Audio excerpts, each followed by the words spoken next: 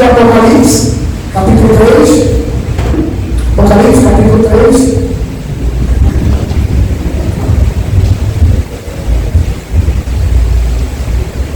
Versículo 11 e 12. A gente sabe que o tema da festividade é algo que vencer, assim.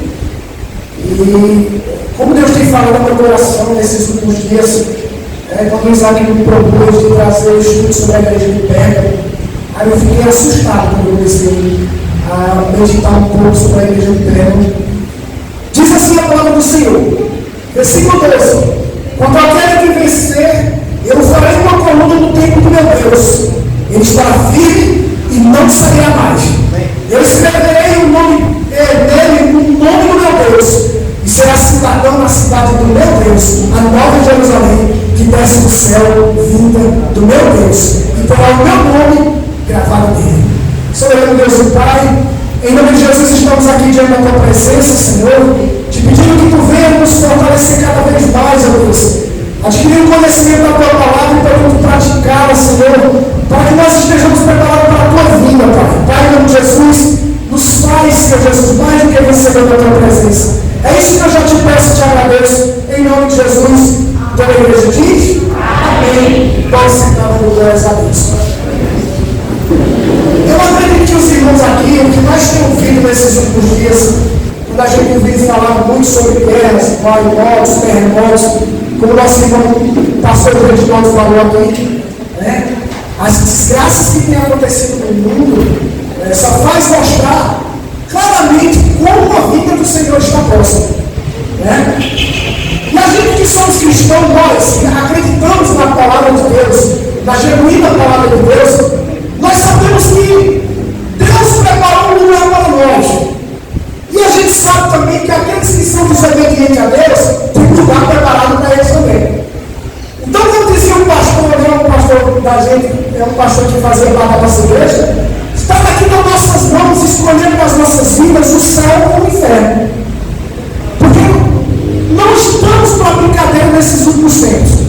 E quando nós olhamos para a palavra de Deus, eu até conversando com a irmã que ele estava dizendo que ele estava muito emotivo, obrigado à TV, que começava a ver a maldade do ser humano, as crueldades que estão acontecendo. Quando você vê o jornal, você fica impressionado como as coisas estão acontecendo, uma morte esfriada totalmente. Alguns dias atrás eu vi uma notícia no jornal que o rapaz havia matado o outro só porque disse que o cachorro dele era feio.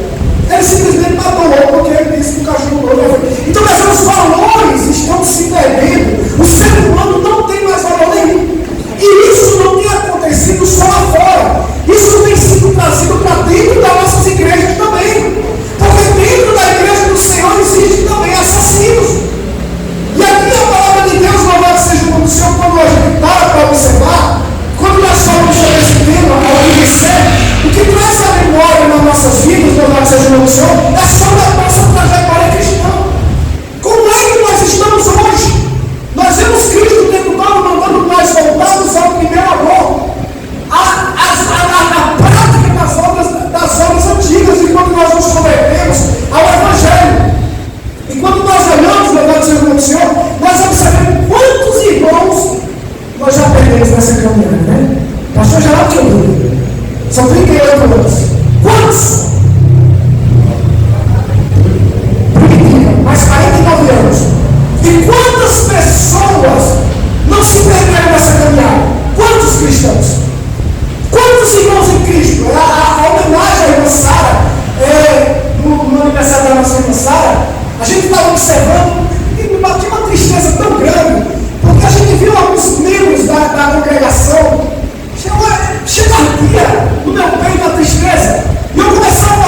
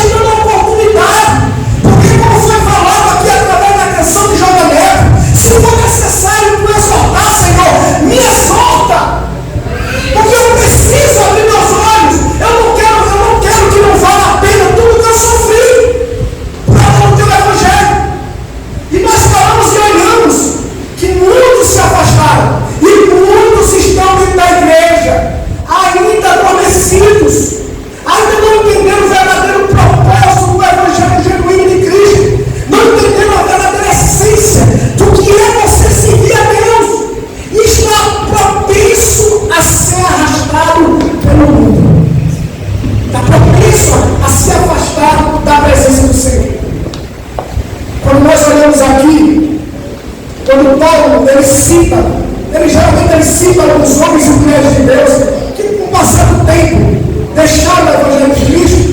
Ele deixou aqui escrito na igreja, na carta de 2 Timóteo, capítulo 4, versículo 10, ele diz o seguinte: porquanto Demas, havendo amado mais o mundo secular, me abandonou e se foi para Tessalônica. Olha só, Demas, amando mais o mundo, me abandonou e foi para Tessalônica. Demas era o cooperador da obra de Deus. E a palavra de Deus mostra claramente que ele amou o mundo. E muitas vezes nós estamos dentro da casa do Senhor dessa forma. A nossa cabeça, nós estamos aqui ouvindo a palavra de Deus, mas o nosso pensamento está lá fora. Nós temos o desejo de lá para fora. Eu já vi um cristão chegar para mim e dizer: era muito melhor que eu estivesse no mundo do que eu estivesse na casa do Senhor, revoltado por causa das perseguições, das situações adversas. E aqui, quando ele fala, olha, Demas é o tipo de cooperador que começa bem e termina mal, né? Através da sua atitude, mostra-se claramente que ele não estava disposto a sofrer por amor do Evangelho. Quem está disposto a sofrer por amor do Evangelho aqui? Levanta a mão para cima. Então se prepara. Se prepara para os apontamentos, se prepara para as perseguições, se prepara, louvado seja o nome do Senhor, para as decepções. Uma vez eu conversava com o irmão Gilmar e eu disse: irmão Gilmar, você tem que olhar para Jesus. Você tem que olhar para Jesus. Não olhe para mim, não. Eu procuro ser exemplo de Cristo, mas eu posso me decepcionar. E quantos não têm se decepcionado com os nossos irmãos? Não é verdade, igreja? Quem concorda, amém? Quantos não têm se entristecido? Quantos estão vivendo de maneira dentro da casa do Senhor, mas separados? Cada um sua maneirinha, cada um seu movimento. E isso não é de Deus. O verdadeiro cristão, ele vive em harmonia. É claro que nós temos amigos mais chegados, mas nós não podemos desmerecer os que estão à nossa volta. Não podemos ser alheio ao sofrimento de ninguém. Pelo contrário, o nosso Deus é um Deus que ajuda e não um Deus que espalha. Aleluia! A Bíblia Sagrada mostra que a gente vê que quando Demas abandonou Paulo, Paulo estava sendo preso pela segunda vez. Era como se Demas tivesse dito assim: oxê, eu não quero isso para mim, não. Eu pensei que o Evangelho de Cristo é aquele Evangelho que o irmão vem baixando e disse que vai ser oba-oba. Não pense que o Evangelho de Cristo é o Evangelho de oba-oba. Demas se decepcionou, porque Demas não entendeu que para ser fiel a Cristo é preciso sofrer por isso. Toda chamada, que eu costumo dizer, devia ser que nem a chamada de Paulo. Você entende? Já viu uma alguém se converter ao Evangelho nessa sua trajetória? Você olhar para o irmão ali e dizer assim para ele: ei, Deus está te dizendo para você, me aceite, porque vai sofrer muito por amor de mim. Vem? Vem não. Agora se disser assim: tu vem, que tu vai parar de sofrer. Tu vem, que as coisas vão melhorar para a tua vida. Aí tu não chega, né? A chamada do verdadeiro cristão é ele ter consciência e certeza de que não vai ser fácil. Louvado seja o nome do Senhor. Cristo, nas demais cartas, mostra que tudo que os cristãos fazem ou deixam de fazer, passam no dia a dia, não estão alheios aos olhos do Senhor. Cristo conhece o teu comportamento e conhece o teu amor. Ele conhece o teu comportamento e conhece o teu amor. E uma vez eu conversando com um patrão, que foi muito interessante, porque ele de início ele se mostrou muito bom, sabe? Só que eu já fiquei com a pulga na cabeça, eu fiquei cauteloso. E ele se mostrava muito bom. Só que ele não aguentou passar muito tempo não. Ele, quando foi com menos de 20 dias, ele já começou a mostrar quem ele é.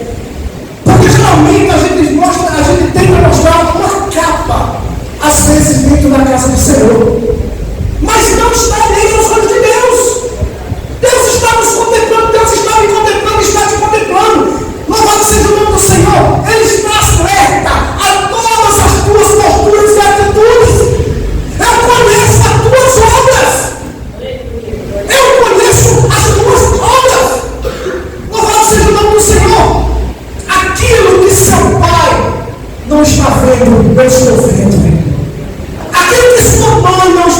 Eu estou vendo. Ele está aqui no meio da igreja. É essa certeza que eu tenho. Que Cristo é o Pai de glória.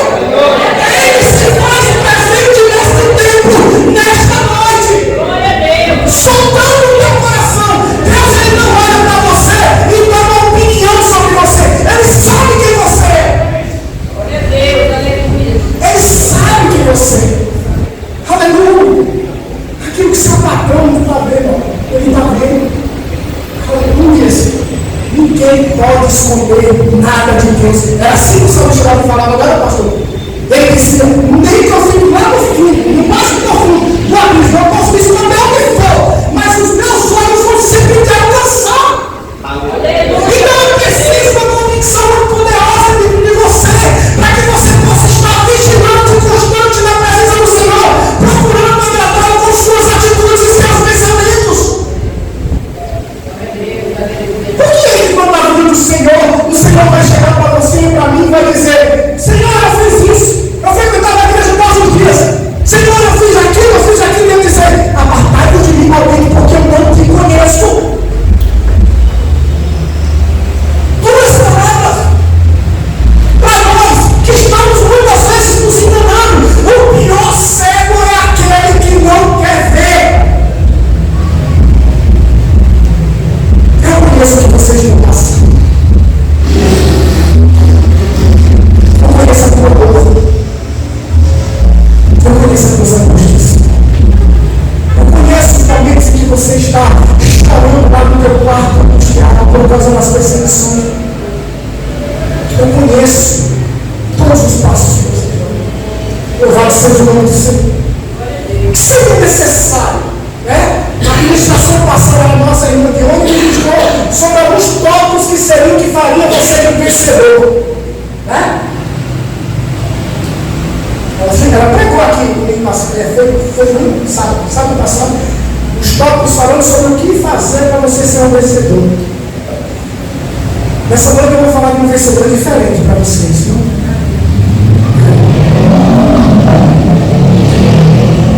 Primeira coisa que vai fazer você de um grande vencedor da presença do Senhor, sabe o que é? Convicção. Diga, convicção. Eu tenho que ter convicção. Uma administração, depois de o apóstolo Paulo ter sido apedrejado, fizeram aquela conjectura, os discípulos se reuniram em volta de Paulo e disseram assim, Paulo, larga esse negócio, não dá para tu não. Depois ele quase morto, com pedradas. E ele olhou para aqueles discípulos e disse, agora é que foi confirmado este ministério na minha vida. Aleluia. Mas tem gente que quando está sendo perseguido, a primeira coisa diz, será que eu estou errado? E os homens que estão certos? É não, meu irmão. Se você está vivendo no evangelho, onde você não sofre perseguição, ou você não passa por adversidades, você está na contramão de Deus. Você não está agradando. Você está agradando a homens.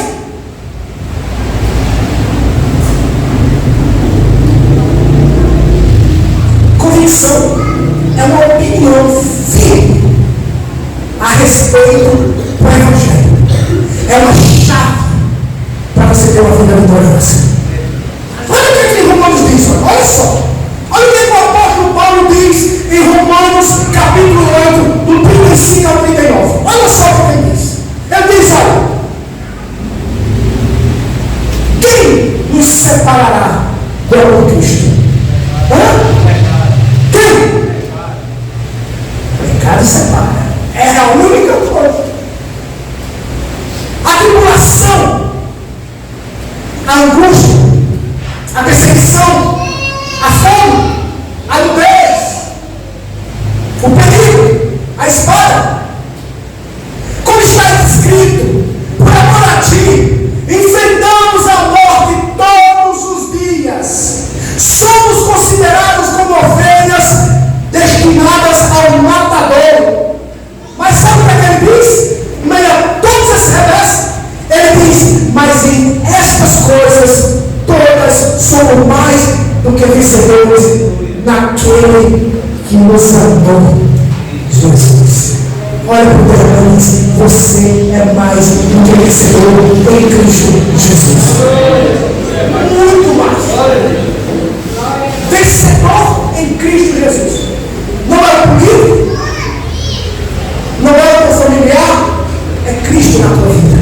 É Jesus como centro, como conselheiro, como socorro, como presente na hora da angústia. Os momentos que você está cansado, que você não está mais aguentando, e que você diz: meu Deus, eu não tenho força mais nem para ir na igreja. E aí você se prostra diante de Deus e o Senhor diz: vai, eu sou contigo, esforça-te e tende o meu ânimo, porque o que há de vir diante não tardará sobre a sua vida. Eu sou o Deus de Israel que peleja por você. Olha que saboroso! Era essa a certeza que Paulo tinha sobre a sua vida. Paulo sabia que aonde ele colocasse os pés dele, ele ia ser odiado. Mas ele diz aqui, mas estou convencido de que nem a morte, nem a vida, nem anjos, nem demônios, nem o presente, nem o futuro, nem quaisquer poder, nem altura, nem profundidade, nem qualquer outra coisa na criação será capaz de nos separar do amor de Deus que está em Cristo Jesus, nosso Senhor. Olha que palavra extraordinária. Quando eu fui fazer a visita no lar, gente, o mal do século agora está sendo ansiedade. O povo está ansioso, o povo está assustado, o povo está desesperado. Hoje foi uma cliente lá comprar uma passagem, meu Deus, em poucos instantes que ela passou, a mulher falava, parecia assim, uma metralhadora assustada. Ah, meu Deus, eu não vou ir para a igreja, eu não vou isso, eu não vou. Meu Deus, calma, gente. Ansiedade demais. Deus não trabalha na ansiedade da vida do cristão. Nós precisamos, louvado seja o nome do Senhor, ter a ciência, a certeza de que nós não precisamos nos preocupar com nada, porque o Senhor Jesus tem cuidado de nós. Quem tem convicção faz isso. Pedro estava preso por um quartel de soldado, não é assim, pastor? Um quartel de soldado. O homem estava para ser preparado para ser morto no dia seguinte. O que ele fez? Dormiu. E a gente está preocupado porque fulano, ciclano, e eu conversava com essa pessoa e ela preocupada com a opinião dos outros e já destruindo o lado dela por causa de disse, conversa aqui, conversa ali. E lá quando eu fui orar e eu dizia, Deus mandava dizer a ela que Deus ia fazer algo extraordinário, que ela procurasse buscar mais conhecimento de Deus e ter a certeza de que Deus ia. Aí eu estava dizendo, só que o povo de Deus hoje é o seguinte. Uma vez a senhora falou uma coisa para mim que eu achei que é a coisa mais séria do mundo. Às vezes a gente escuta Deus falar diretamente ao coração da gente, né? Diretamente ao coração da gente. Mas chega uma pessoa com uma má notícia para você, você prefere dar poder a Satanás. Você prefere acreditar no que é negativo, no que é ruim, do que acreditar no que Deus pode fazer na minha vida e na tua vida. Então isso não é convicção. Para que eu tenha convicção, eu tenho que ser grato a Deus. A Bíblia Sagrada aqui fala sobre essas 4 igrejas, louvado seja o nome do Senhor. E é interessante que, aliás, essas igrejas, as igrejas da Ásia, e eu estava observando um pouquinho de cada uma delas, quantas ali não estavam equivocadas?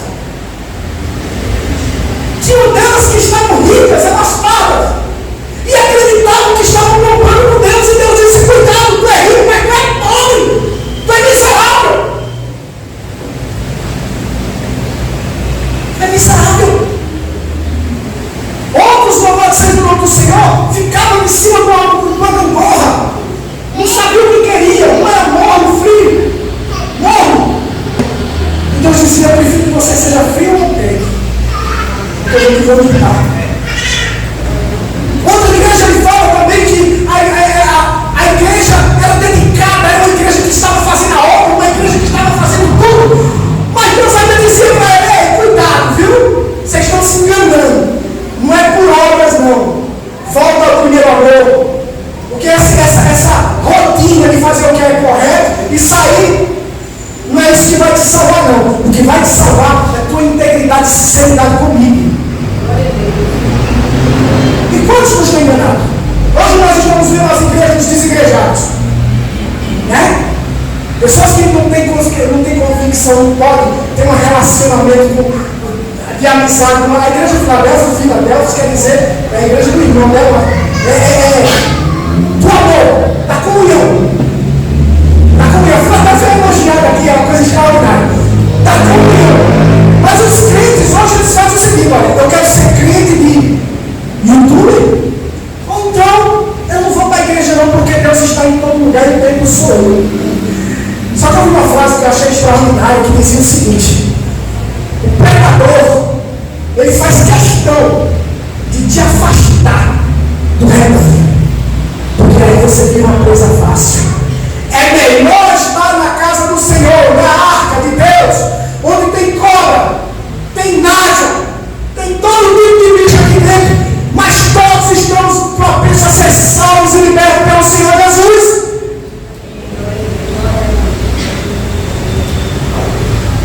Outra coisa, obediência. Que existem pessoas não compromissadas com Deus, não é brincadeira. Pessoas desobedientes. Se vemos a Deus como nosso Pai e cremos que Ele sabe o que é melhor para nós, devemos obedecer tudo aquilo que Deus tem para nós. Quem dera Ele estivesse sempre no coração. Olha o que é que Deuteronômio diz. Olha, é como se o Espírito Santo suspirasse no povo de Deus. E diz assim: Deuteronômio 5:29 diz: quem dera Ele estivesse sempre no coração essa disposição para temer e para obedecer a todos os meus mandamentos. Assim, tudo iria bem com eles e com seus descendentes para sempre. Olha, vocês vejam que o povo de Israel vivia rodando feito peru doido. Não entenderam de jeito nenhum o que Deus esperava, o que Deus queria deles. Eles tinham medo de Deus, eles não tinham temor a Deus. Há uma diferença. Tem crente que está vindo para a casa do Senhor com medo de ir para o leito do hospital, com medo de alguma coisa que Deus faça alguma coisa de ruim, mas não, tema Deus com respeito, com amor. É isso o temor que Ele está fazendo, porque a partir do momento que você tema Deus, você obedece. E quando você obedece, Jesus vai em João e diz assim: olha, vós sois meus amigos se vocês fizerem o que eu mando. Olha que coisa linda. Imagina só, você ter a consciência tranquila de que você está obedecendo a Deus, que está fazendo a sua vontade, né? Eu não estou falando aqui de emocionalismo, porque tem pessoas que acham, pessoas que estão longe, que acham que às vezes, porque Deus tem um mover muito grande, Deus está naquele negócio. Às vezes nem está. Nem todo mover Deus está. Se nós fôssemos como os bereanos, que estivéssemos sempre examinando as escrituras, né? Nós seríamos muito mais. Porque a verdadeira profecia mesmo aqui é a palavra de Deus na minha vida e na tua vida. Que a vida medite na palavra. Busque o conhecimento da palavra. Quanto tempo faz que você tem lido a palavra e gotas de lágrimas têm caído na Bíblia enquanto você está lendo? Quanto tempo faz? Como é que está a tua intimidade com Deus nessa noite, igreja? Em que posição? Em quais dessas igrejas, né? Por isso que eu até proponho aos irmãos a participarem das EBDs, desse período festivo, para vocês adquirirem mais conhecimento de Deus. Porque quanto mais você se achega a Deus, mais você começa a perceber que quem precisa de mudança é você. É eu que preciso de mudança. Eu começo a perceber que eu é quem sou mais dos miseráveis pecadores. Que não é o meu irmão, é eu que preciso dessa intimidade com Deus. Louvado seja o nome do Senhor. Apocalipse 3:10 ele vai dizer: porque obedeceu a minha ordem para perseverar, eu o protegerei do grande tempo de provação que virá sobre todo mundo, para pôr à prova os habitantes da terra. Olha que vem coisa por aí. Vem coisa por aí. Obedeça a Deus, tem uma coisa para que Ele possa estar contigo nos momentos difíceis da tua vida. Vocês lembram da convicção de Sadraque, Mesaque e Abednego? Que coisa extraordinária! Sadraque, Mesaque e Abednego, jovens, viu? Jovens que foram levados cativos. Mas a palavra de Deus diz que eles proporam no coração deles de não se contaminar. Eles proporam no coração deles de procurar ser fiel a Deus o máximo possível. E Deus honrou eles na sua fidelidade. Daniel vai ali para a cova dos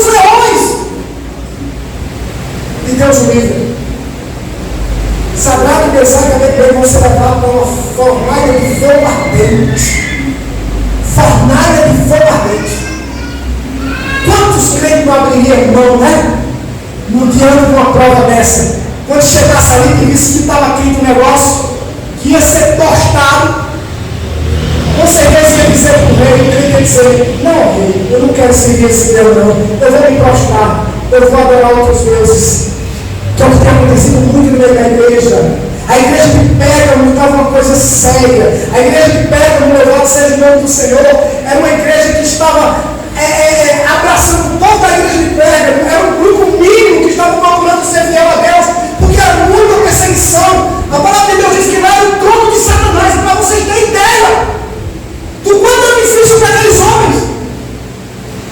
Só que o que aconteceu ali foi o seguinte: por falta de conhecimento, eles começaram a absorver coisinhas. E nós temos, nesses últimos dias, nós temos visto muito isso. As pessoas estão atrás de igrejas que trazem prosperidade,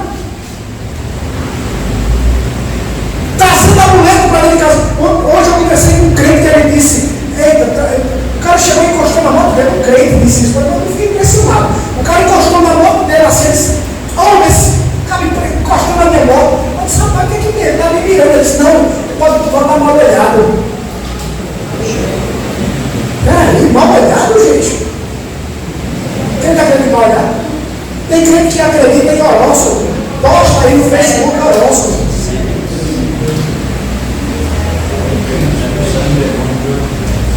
Crente expulsando demônio de outro crente. Gente, a gente está vivendo tempos difíceis, onde é necessário que nós venhamos realmente buscar verdadeiramente a Deus, em espírito e em verdade, para que nós venhamos entender realmente onde nós precisamos ser mudados. Eu preciso mudar e você precisa mudar, a igreja.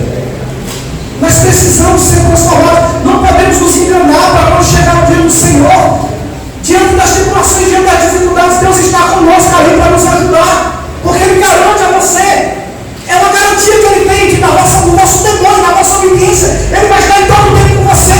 Eu não estou aqui para dizer que Deus vai te curar. Ele pode curar. Mas será que se Deus não te curar, você vai continuar adorando a Deus? Será que se Deus não fizer, não aumentar no teu guarda-roupas, você vai continuar adorando a Deus? Se Deus não aumentar a tua casa, ou se você não puder comprar o seu carro.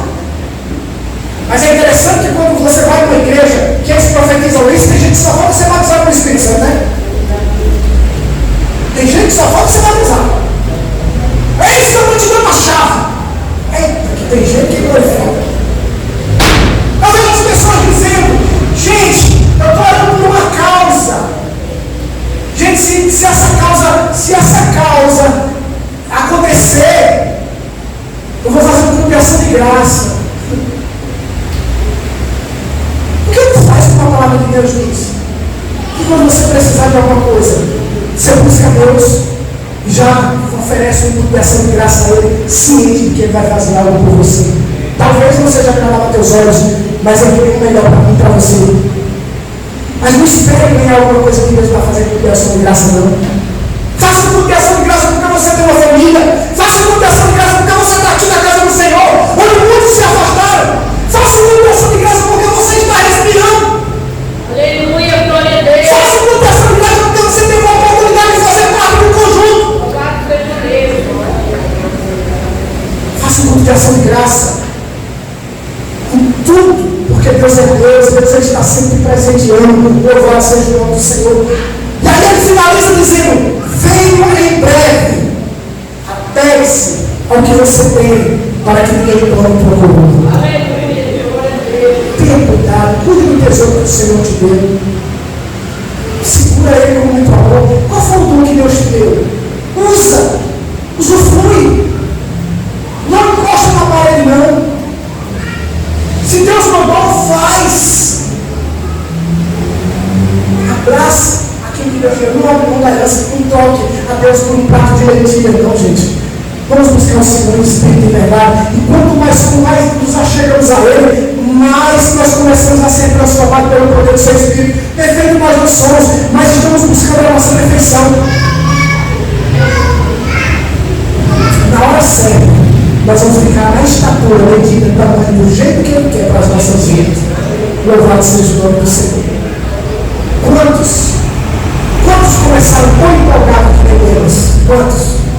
E pararam a jornada. Quantos? E é muita tristeza. Quantos de nós, muitas vezes, nos achando crente demais, matamos o nosso irmão que ainda não se firmou na presença do Senhor? Quantos? Trabalho que dá para a gente fazer para a casa do Senhor, não é, pastor?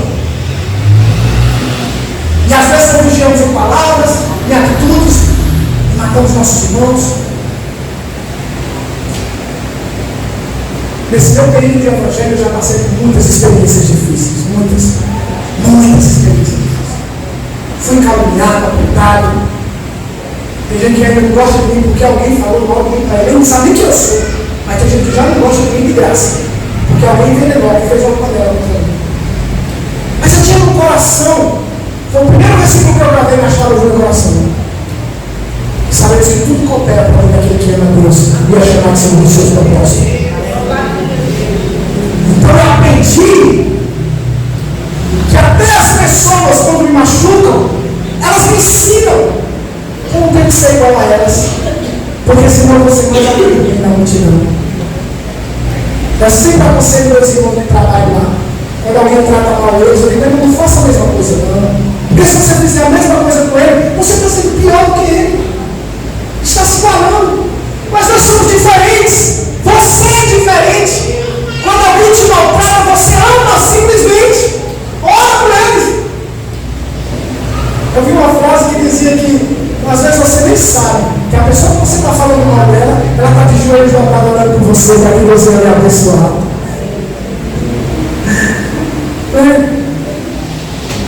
Isso aqui é muito perigoso, gente. E às vezes nós estamos deixando o inimigo vir nos usar e não fazer o que é certo diante dos olhos de Deus. Que nessa noite, cada um de vocês, quando chegar em casa, não lembre fulano, de ciclano que não está aqui não. A palavra é para a gente, é para mim. Eu chegar em casa e dizer, Senhor, vem se revelar para mim e mostrar onde é que eu estou errando. Porque eu quero a minha salvação. Eu quero ir para o céu. Quem quer ir para o céu? Eu quero ir para o céu. Todos nós precisamos ir para o céu. Aquilo que tu não pode, Deus pode mudar na tua vida, que você não tem forças. Deus ele pode te transformar, ele transforma. Mas primeiro você tem que querer. Primeiro você tem que amá-lo. Primeiro você tem que ter certeza que ele é Deus na tua vida. Primeiro você tem que saber que ele não é dinheiro, mas ele é real. Quantas vezes, quantos milagres, eu quero começar com o meu Antônio. Irmão Antônio, tenta lembrar aí quantas coisas Deus já fez por ti, né, irmão Antônio? Quantas? Quantas coisas Deus já fez por você? Pelos teus filhos, quando tu orou. Então vamos ser gratos a esse Deus maravilhoso. Que dá entender pelos benefícios que Deus tem me dado. Testemunhar desse amor maravilhoso. Dá testemunho não só aqui na casa do Senhor, porque é fácil ser crente dentro da igreja, é fácil ser crente lá fora. Eu lembro uma vez, eu cheguei para a irmã Cibela, eu não esqueço nunca, são coisas aprendizados da minha vida, que eu cheguei para a irmã Cibela e fui falar com uma pessoa. Eu disse, irmão, estou tão triste com fulano fez assim comigo. Ela simplesmente me deu cala a boca. Ela fez, vamos orar, né? Era assim que ela fazia? Vamos orar. Se fosse outro crente, ia mais lá. Senta aqui, vamos conversar, quero saber quem é. Ah, mas é desse jeito mesmo. Saber quem é a pessoa. E começa, vamos orar. Olha para o teu próximo. Olha para aquele que te persegue. Porque aquele que está te perseguindo, ele está te fazendo uma pessoa melhor. Olha por ele. Porque quando você é humilhado, quando você é afrontado, quando você passa por coisas na sua vida, você está sendo aperfeiçoado. Quando eu trabalhava no posto São José, às vezes viu sabe aquele cliente que você tem vontade de correr quando vem? Alguém que trabalha no público aqui sabe, né? Meu Deus, olha que aí, quando ele chegava no posto, era engraçado, mas parecia um monte de ratinho. Uns crentes, cada um se escondia até uma boca. Aí eu olhava para eles e disse, eu vou agora exercer os frutos do Espírito. Onde é meu patrão? Patrão o quê? Quem tem patrão aí? Patrão o quê? Que patrão? Tudo bem com o senhor, só só para você. E aí a gente vai levando, vai tratando bem, porque a palavra branca de Deus dizia furou, e você está agradando a Deus em suas atitudes. Agora vai você ser grosso com ele. Nunca você vai poder. O rapaz que me deu um tapa lá no posto, me deu um soco.